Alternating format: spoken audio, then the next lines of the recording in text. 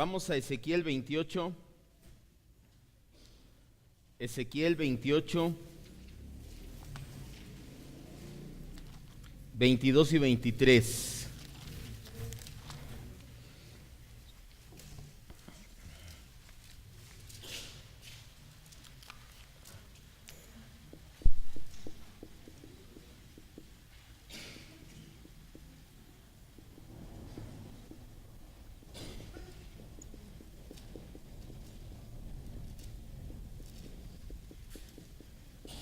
Seguimos hablando acerca de la autoridad de la Escritura.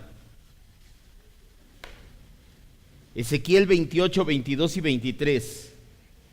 Dice así la Biblia: y dirás, así ha dicho Jehová el Señor, he aquí yo estoy contra ti, oh Sidón, y en medio de ti seré glorificado, y sabrán que yo soy Jehová cuando haga en ellos juicios y en ella me santifique. Enviaré a ella pestilencia y sangre en sus calles, y caerán muertos en medio de ella, con espada contra ella por todos lados, y sabrán que yo soy Jehová. Vamos a orar. Vamos a decirle gracias, Espíritu Santo. Nuevamente le damos, reconociendo que es usted quien inspira esta palabra y quien la ilumina en nuestros corazones. Reconocemos que usted puso las ganas de estar aquí, Señor, y le rogamos que, como siempre, termine su obra y la lleve a buen término, que esta palabra la atesoremos, que baje a nuestro corazón y que la pongamos por obra. Solamente usted lo puede hacer, Espíritu Santo. Solamente usted, que nos dio la mente de Cristo, puede verdaderamente seguir moldeando a Cristo en nosotros. Esta palabra es espiritual. Nuestro intelecto de poco sirve para lograrlo, Señor, si no estamos tomados de su mano, si usted no está obrando en nosotros. Le rogamos que lo haga hoy y siempre para reflejar a Cristo. Esa es nuestra oración en el nombre de Jesús. Amén, Dios. Seguimos hablando de la inerrancia. El tema del día de hoy es profecías cumplidas. ¿Por qué hablamos de la inerrancia? ¿Por qué es tan importante? Déjeme recordarle lo que vimos en la clase anterior de un minuto. Creer en la inerrancia y en la infalibilidad de la Escritura es fundamental. La Biblia no tiene errores, la Biblia no tiene fallas. Es fundamental para el cristianismo bíblico ortodoxo. No podemos decir que venimos de o que somos una iglesia cristiana bíblica ortodoxa si nos desapegamos de la ortodoxia. Si negamos alguna de las dos, si negamos la inerrancia, si negamos la infalibilidad, si negamos la inspiración divina, estamos negando la autoridad que tiene la Escritura misma. Es por eso que en respuesta a la neortodoxia, la última clase vimos lo que es la neortodoxia, una nueva ortodoxia, una nueva manera de pensar, donde dice que la Biblia no es la palabra de Dios, pero que tiene la palabra de Dios. En respuesta a la neortodoxia se redactó la Declaración de Chicago. Nosotros ya le dijimos, nos apegamos como iglesia bíblica a esta declaración. Además, hay una manera muy persuasiva y fidedigna de probar la autoridad divina de la Escritura. Esta es la manera y es lo que distingue a la Biblia judeocristiana de todos los demás libros y escritos religiosos en el mundo. ¿Qué es lo que pone a la Biblia muy por encima del Corán, del libro del Mormón, de la perla de gran precio, de las profecías de Nostradamus, del Necronomicron, de cualquier libro espiritual o religioso? Que la Biblia tiene cientos de profecías cumplidas. El contenido bíblico, se lo he dicho antes, se distingue o se divide en tres grandes secciones: historia, doctrina y profecía. De las tres se puede respaldar la autoridad de la Biblia. Por medio de hallazgos arqueológicos es que se le ha dado respaldo a la historia que viene en la Biblia. La autoridad bíblica ahí también toma fuerza. También la parte doctrinal nos respalda la autoridad de la Biblia. Su alto contenido doctrinal es la base de la civilización occidental. La civilización, la sociedad occidental hoy en día es mayormente su moral judeocristiana. ¿De dónde viene esa moral? ¿De dónde viene el capitalismo? ¿De dónde viene todo esto? De la Biblia. De ahí también podemos apoyarnos. Sin embargo, en definitiva, lo que la lleva a otro nivel a la Biblia es el contenido profético. Ningún otro libro de corte religioso tiene tanto contenido profético como lo tiene la Biblia. Pero aún más, mucho menos se iguala en la forma tan específica en que muchas de esas profecías se han venido cumpliendo a lo largo de la historia. Su grado de certeza es asombroso, a tal grado que despeja toda duda acerca de su autor intelectual. ¿Por qué sabemos que el autor de la Biblia es Dios? Porque, y ahorita lo vamos a ver con matemáticas, el grado de certeza de la Biblia es tan grande matemáticamente hablando que solamente queda una de dos: o fue una suerte tremenda de los escritores, que realmente no es por ahí, o que el que les mandó escribir fue Dios mismo. ¿Por qué? Porque Él está al mismo tiempo en el presente, pasado y futuro. Él está viendo lo que sucede en el futuro y se los dicta a los escritores en el pasado. En esta clase vamos a ver algunos ejemplos de profecías, sus cumplimientos y las probabilidades de que se dieran. La siguiente clase vamos a ver más específicamente las llamadas profecías mesiánicas y su cumplimiento en el Señor Jesucristo. Pero antes necesitamos manejar dos conceptos para que se amplíe nuestro panorama. Primero, ¿quiénes fueron los profetas? Los profetas fueron personas que comunicaron la voluntad de Dios. Muchas veces predijeron el futuro al pueblo de Dios. Quiero que me vea y entienda algo. No confunda profeta con alguien que lee el futuro. Muchas veces los profetas no hablaban del futuro. Muchas veces los profetas hablaban del presente, hablaban de juicio, hablaban de doctrina como Moisés. No necesariamente profeta es el que habla el futuro, pero sí dentro de las enseñanzas de los profetas encontramos que según Dios los inspiraba, muchas veces hablaban profecía predictiva, predecían el futuro, proclamaban mensajes muy específicos del futuro por parte de Dios. Segundo concepto, ya ahorita entramos bien y ya empezamos a escribir esto, no con que lo entienda me basta. Hay una objeción muy fuerte. Los detractores de que Dios puede proclamar un mensaje con certeza del futuro. Vaya, hay gente que dice: yo no creo en la profecía. ¿Por qué? Porque la profecía, seguramente la Biblia, ya cuando vio que cayó Samaria, que cayó esto, que cayó lo otro, ya después de años, entonces dijeron: vamos a escribir una profecía, pero ya con la mirada en el pasado, y ya proclamaron que entonces estaban hablando del futuro. Si recordamos, ¿se acuerda que le he hablado mucho de qué significa este símbolo? ¿Sí se acuerda? La LXX, no es mi talla de pantalón, no. ¿Qué es la LXX? La Septuaginta, ¿sí se acuerda? Es el 70, Septuaginta. ¿Por qué era tan importante la Septuaginta? Porque la Septuaginta mínimo se terminó de escribir en el 280 antes de Cristo. Lo que significa que esas profecías, o muchas de esas profecías, ya se puede certificar, o ha estado certificado siempre, de que se dictaron antes de que sucediera. Para que no te digan: es que tiene profecía porque de seguro primero Daniel vio cómo cayó Babilonia y ya después se hizo el muy espiritual y dijo: veo cómo va a caer Babilonia. No se puede. ¿Por qué? Porque la profecía se cumplió en el 230, 200, se cumplió en el 50, en el 70 después de Cristo, y las profecías se terminaron de escribir ¿en qué año? Al menos en el 280 antes de Cristo. Entonces con eso ya es suficiente para que todo aquel detractor que diga: es que las profecías ya estaban cumplidas cuando las escribieron, me disculpas, pero está bien certificado que la Biblia, al menos el Antiguo Testamento, en el 280 antes de Cristo ya se había terminado de escribir. Además, muchos de los profetas, prácticamente todos, solamente dos de los profetas del Antiguo Testamento, Abdías y Joel, son la excepción. De ahí en fuera, todos los demás profetas dejaron indicios claros en sus libros que nos ayudan a fecharlos perfectamente. ¿Ha leído los libros proféticos en la Biblia?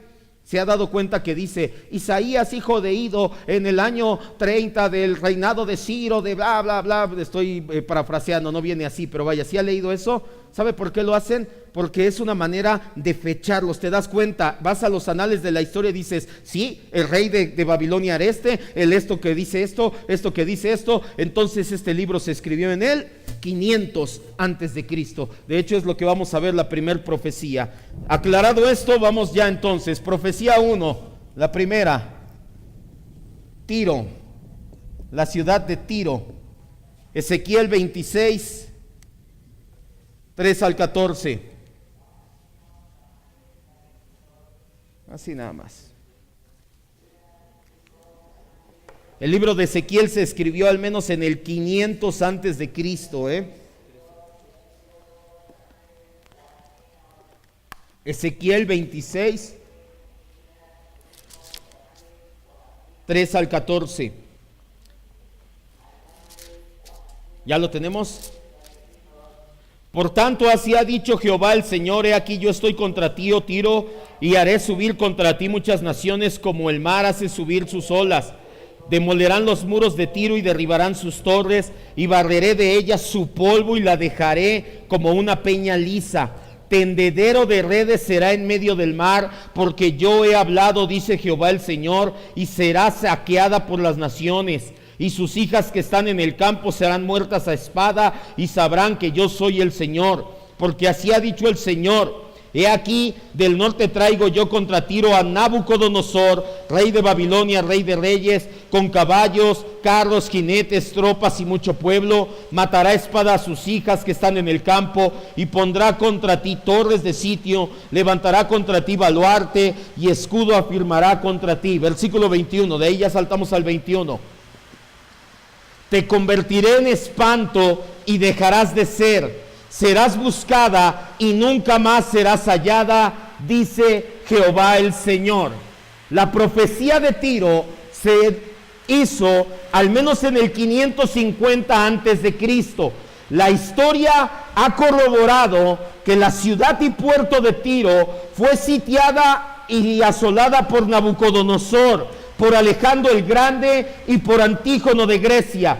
Posteriormente fue inundada por hordas de musulmanes que la dejaron. En la actualidad, literalmente, tú entra en Google Maps o entra en Google Earth, busca la ciudad de Tiro y te darás cuenta que actualmente Tiro literalmente son tendederos de redes. Como dice la escritura, ahí llegan los pescadores y lo único que vas a ver en lo que quedó esa gran ciudad son ruinas y redes de los pescadores que las tienden para secar.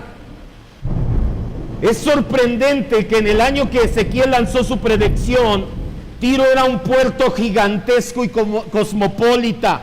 Era una ciudad importante a gran nivel. Las probabilidades de que las predicciones se dieran era de 1 en 75 millones. 75 por 10 a la 9. Eran las probabilidades, perdón, por 10 a la 6. Ya me están fallando las matemáticas. La probabilidad de que cada una de las predicciones de Ezequiel se dieran. ¿Por qué es tan maravilloso? Porque es como si Tiro era una ciudad tan próspera, tan grande, tan importante, que es como si alguien se levantara ahorita y dijera: ¿sabes qué? En unos años Acapulco va a desaparecer. Ahí solamente vas a ver a los pescadores poniendo redes. ¿Qué diríamos? Acapulco es una de las ciudades y puertos del país más grandes, llegan barcos, hay mucho turismo. ¿Cómo va a desaparecer Acapulco, por favor? Pues después de los años, las profecías se cumplieron, las probabilidades es 1 en 75 millones. Segundo, Sidón. Ezequiel 28, 22 y 23.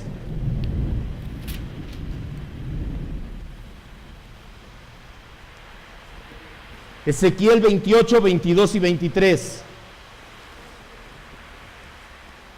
Y dirás: así ha dicho el Jehová el Señor: he aquí yo estoy contra ti, oh Sidón, y en medio de ti seré glorificado, y sabrán que yo soy Jehová, cuando haga en ellos juicios y en ella me santifique. Enviaré a ella pestilencia y sangre en sus calles, caerán muertos en medio de ella con espada contra ella por todos lados.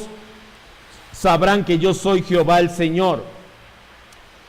A la ciudad de Sidón no se menciona destrucción total, pero sí dice que habrá sangre en las calles y espada por todos lados. La ciudad de Sidón ha sido asolada por la espada durante siglos. Tan solo en los últimos 500 años fue capturada 3 veces por los cruzados y las mismas veces cayó capturada nuevamente por los musulmanes. En una de esas batallas la sangre cayó y corrió literalmente por las calles, que los musulmanes se quitaron su gorrito. Si usted busca, los musulmanes usan un gorrito, un fez o faz, no recuerdo bien cómo se llama, rojo. ¿Sabe por qué lo usan rojo? Porque ese día se lo quitaron y lo bañaron en la sangre que había en la calle y se lo volvieron a poner como una señal de su victoria sobre la ciudad. Tiro ha sido el escenario hasta la actualidad de guerras. Pelean los drusos y los turcos en ella. Ha sido bombardeada por Inglaterra, Francia y Turquía, y aún así sigue en pie hasta la actualidad, con más de 20,000 habitantes en ellas. Al ser vecinas Tiro y Sidón, se incrementa el asombro de la exactitud de Ezequiel. Tiro y Sidón, yo no sé si usted ha leído, la mayoría de las veces se mencionan las dos juntas. ¿Por qué se mencionan juntas? Porque son vecinas, los dos son puertos, no son muchos kilómetros los que separan a una de la otra. ¿Por qué es asombroso esto? Porque es como si Ezequiel se parara hoy en día y dijera: la Ciudad de México va a caer, va a ser totalmente destruida, pero Guadalajara va a seguir en pie. Guadalajara va a sufrir mucha sangre, pero va a seguir en pie. Después de 2500 años se cumplió la profecía sobre Tiro y Sidón hasta la actualidad. Tercera, Samaria.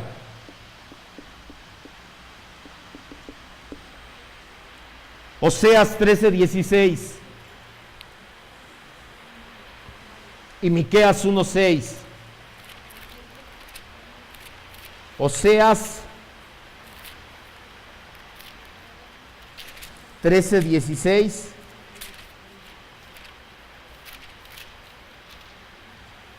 y Miqueas 1:6.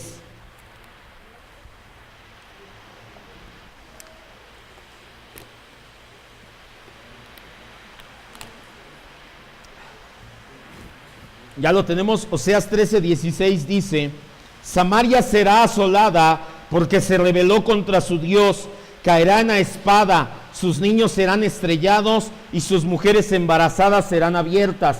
Miqueas 1:6. Adelantito nada más, unos 10 páginas. Miqueas 1:6.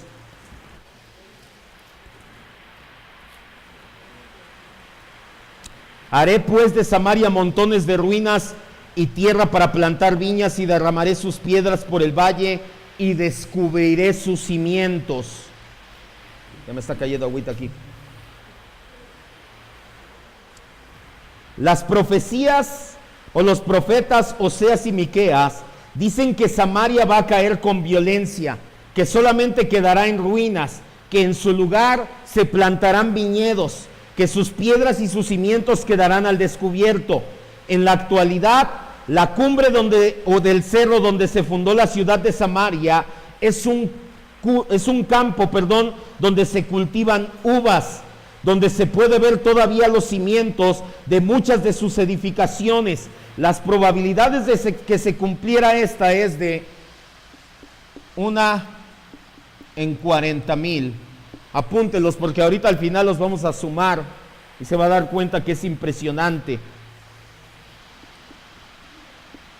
Gaza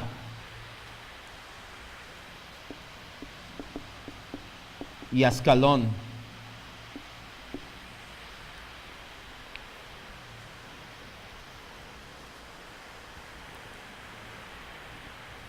Apunte la cita: Amós 1:8, Jeremías 47:5, Sofonías 2.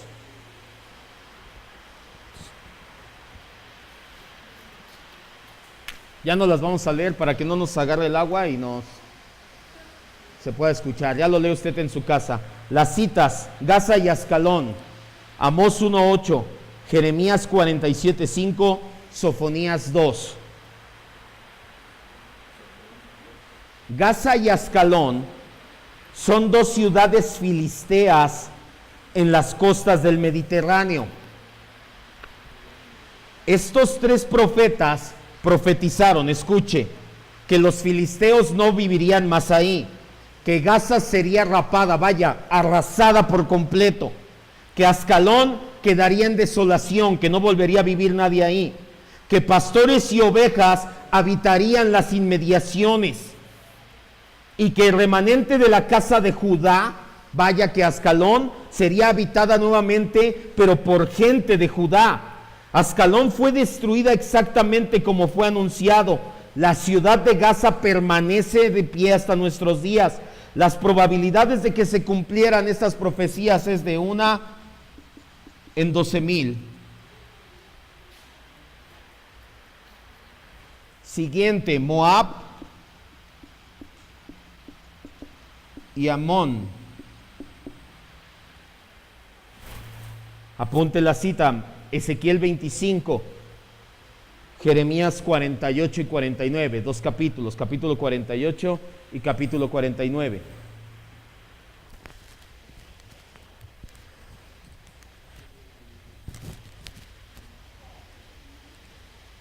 Este es impresionante porque este sí realmente tardaron prácticamente 2500 años.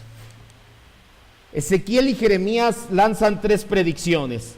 Dicen que sería tomada por orientales estas dos ciudades, Moab y Amnón, que los orientales levantarían palacios en ellas y que sería rehabitada posteriormente por la gente original de ese país. La ciudad de Amón era tan rica y poderosa cuando Jeremías hizo su predicción de que sería destruida y reducida a ruinas, que parecía nuevamente improbable que algo así pasara. Sin embargo, las dos primeras predicciones de que fue tomada por orientales y de que sería rehabitada se cumplieron cuando el emir Abdullah del Oriente, gobernador de Transjordania, construyó su palacio ahí en 1938, o sea, en el siglo XX. 2500 años después de que Jeremías lanzó su profecía, se vino a cumplir. En la actualidad nuevamente han sido pobladas con más de 20,000 habitantes. Las posibilidades, esta parece pequeña, pero ahorita va a haber, es de 1 en 1000 de que se diera. Petra y Edom.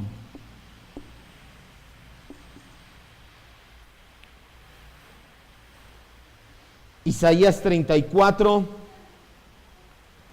Ezequiel 25 y Ezequiel 35.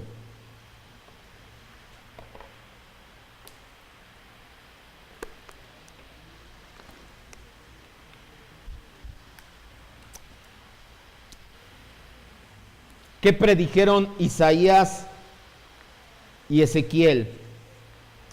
Y Jeremías 47. Ellos hicieron 9 predicciones sobre Petra y Edom, que quedaría desolada, que no se volvería a poblar, que sería conquistada por paganos, que nuevamente sería conquistada por Israel, que vivirían historias sangrientas, que quedaría Edom nuevamente destruido, que animales salvajes irían a habitar la tierra, que no volvería a tener más comercio en la zona y que la gente quedaría sorprendida de ella. Todo se ha cumplido hasta la actualidad y es 1 en 300 millones de que se cumplieran esas profecías.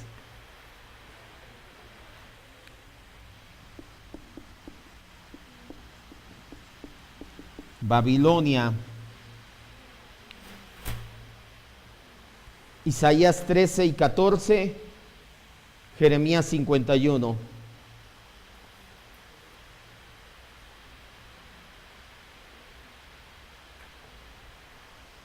Isaías 13 y 14, Jeremías 51.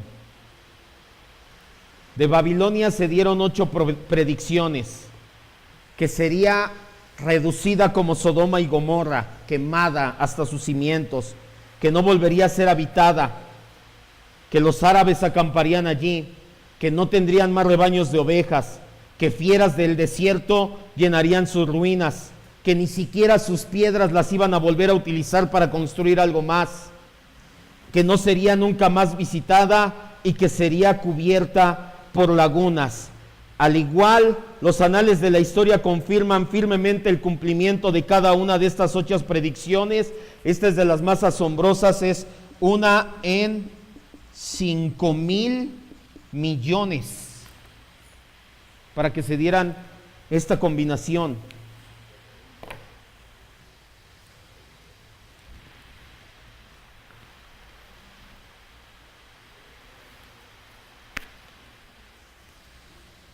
¿Dónde le puedo seguir? Acá.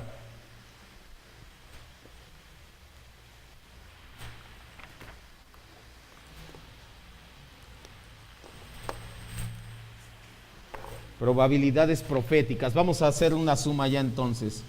Probabilidades proféticas.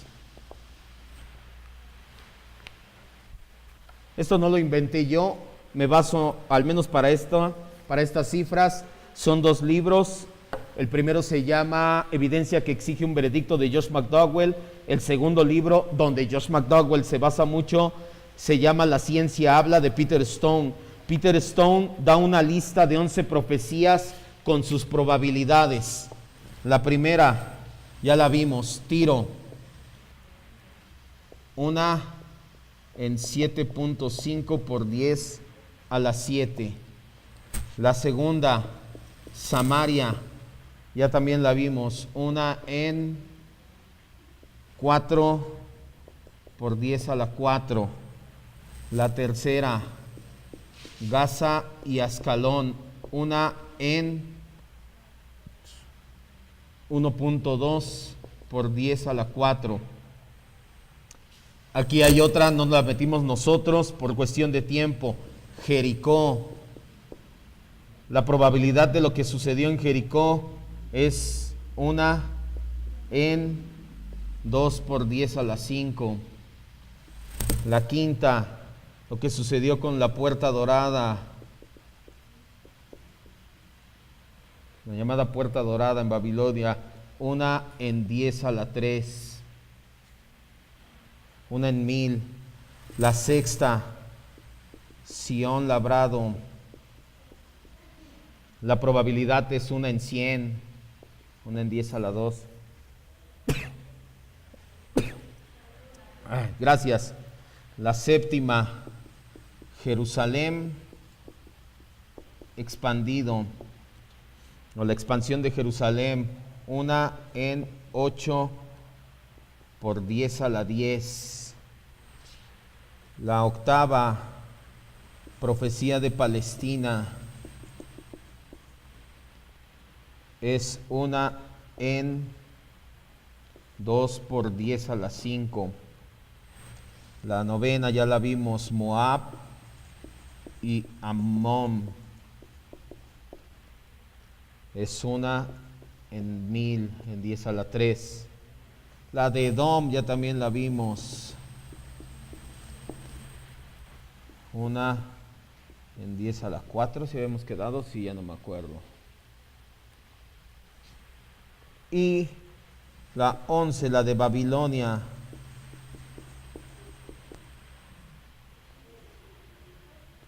una en 5 por 10 a la 9.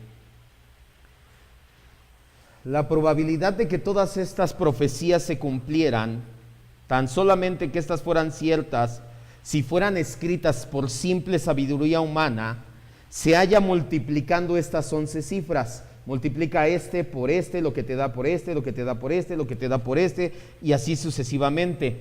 El resultado es 5.76 por 10 a la 59.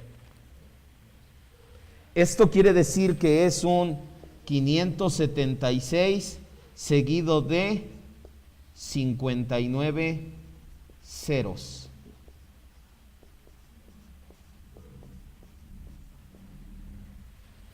Tarea, escriba ese número.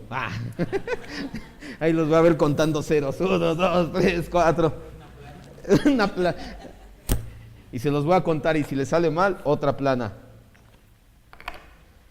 Esas son las probabilidades, nada más de estas 11. Son muchísimas más las profecías que tiene la Biblia. Imagínense, estaría bien a lo mejor hacer un día un seminario y tardarnos 5 horas durante 10 días estudiándolo. Ahorita no es ahorita el propósito es probar la autoridad bíblica, probar que el autor de la Biblia es Dios. Si lo hacemos desde el punto de vista humano, las probabilidades de que la sabiduría humana, de que echaran a volar su imaginación y profetizaran y dieran en el blanco en todas estas profecías, es en 5.76 por 10 a la 59. Esta cifra es simplemente inconmensurable. No hay un paralelo en la tierra para poder guiarnos en la magnitud de esa cifra. Suponiendo que tuviéramos esa cantidad de monedas de a peso, tú tienes esta cantidad de monedas de a peso y nada más una moneda de 50 centavos, las metes todas en un tazón súper gigante, lo revuelves bien, cierras los ojos, metes la mano y a la primera tienes que agarrar la moneda de 50 centavos.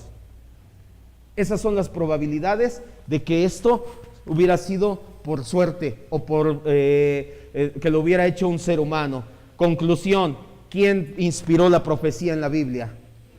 Dios. No nos queda de otra. Ya de verdad se necesita más fe ciega para creer lo contrario que una fe inteligente. Podemos concluir entonces que la opción de que la Biblia haya sido una invención humana es imposible. La magnitud de las cifras es abrumadora. Solamente el Dios asombroso y soberano, que predestinó todo desde antes de fundar el mundo, es capaz de predecir el futuro, porque Él está ahí y al mismo tiempo en el pasado y al mismo tiempo está aquí en el presente con cada uno de nosotros. ¿Dudas hasta aquí? ¿No? ¿Seguros? Cierre sus ojos entonces. Vamos a orar, vamos a dar gracias. Hoy nos vamos temprano. Nos vamos temprano, pero espero que muy bendecidos.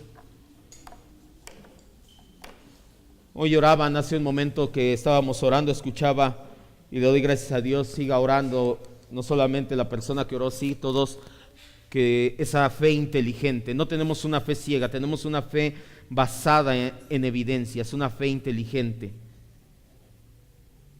Es asombrosa la manera en que Dios programó y se cumplieron cada una de estas profecías. Vemos que su soberanía es grande, es maravillosa, pero si usted se pone a pensar un momento, también su providencia es maravillosa en este aspecto.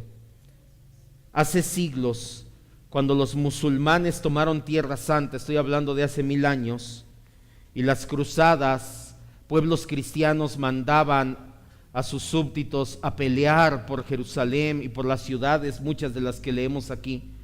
Parecía que habían fracasado y que el cristianismo había fracasado. Lo que en realidad estaba pasando es que se estaba dando el sello final a muchas de las profecías que faltaban por cumplirse en plenitud. El ser humano, el ser que está en contra de la palabra, podría haber pensado y dicho: mira, si el Dios de la Escritura es real, ¿por qué permite estas cruzadas? ¿Por qué permite que los musulmanes destruyan estas ciudades que vienen en su Biblia? Lo permitió, lo tenía planeado, porque fue la manera de llevar a cumplimiento muchas de las profecías que faltaban. Muchas de las profecías las cumplieron los musulmanes. Ellos pensaban que estaban conquistando Europa y Asia para su Dios Alá, pero en realidad lo que estaban haciendo era ser un instrumento en la mano de Dios para cumplir perfecta y cabalmente muchas de las profecías que aún faltaban. No podemos decir que estuvo en manos de un cristiano y que un cristiano lo quiso hacer para exaltar a Dios. Fueron gente que odia al Dios de la Escritura y a los cristianos musulmanes los que mayormente terminaron de cumplir estas profecías. Y ahí nos damos cuenta de la soberanía, y ahí nos damos cuenta de la providencia divina, y ahí nos damos cuenta de la autoridad que tiene la Biblia. Es imposible que se pueda hacer por pura probabilidad matemática el acertar de una manera tan exacta a estas profecías. Son demasiado grandes los números como para decir que fue simple suerte. Y como le dije al principio, queda borrado por completo aquello de que se escribieron las profecías después de que sucedió.